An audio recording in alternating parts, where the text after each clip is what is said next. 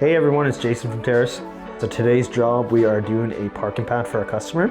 She has a garage and then she has a little grown-in grass spot where you could put a pad. So it was overgrown, had some garbage inside of it. So the first step was to clean up all the garbage. Then we cut down the existing earth there. Once we did that, we got brand new 3/4 down in.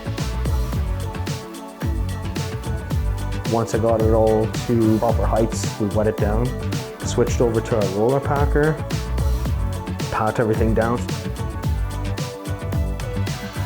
And then we took the little plate packer and then did all our detail work, and then it was the final product.